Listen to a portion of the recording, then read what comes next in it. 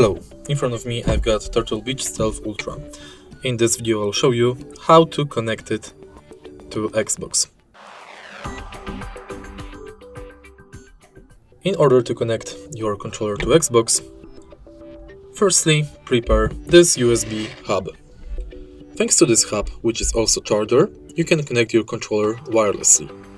Firstly, connect the hub to your Xbox via USB cable, connect the dongle to the hub, and then turn on your controller.